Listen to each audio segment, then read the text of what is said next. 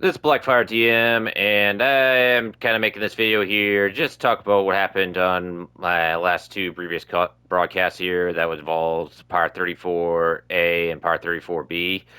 For the second time, it had YouTube's end here. It stopped the recording, and I was still broadcasting through my end of the PlayStation, but for unknown stupid reasons, it just didn't at some point just randomly ended on its own on through YouTube's end.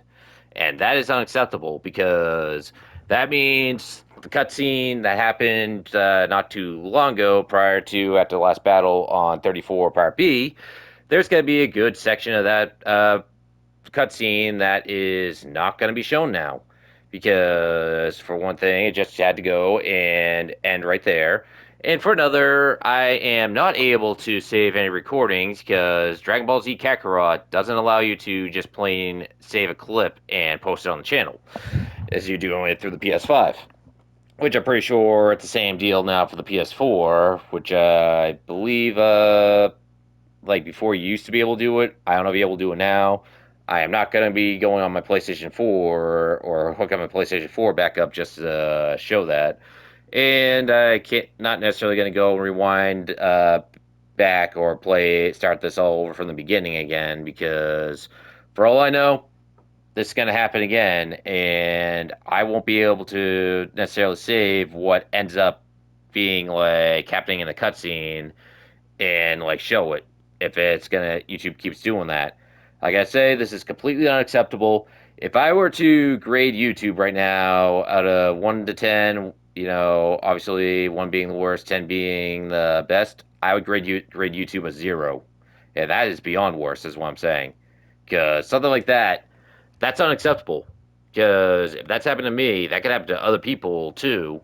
And if they're, especially a game like Kakarot where you can't save recordings, that means some of the broadcasts, like if someone's unaware and they want to broadcast again, people are going to wonder exactly what did they miss from point A to point B.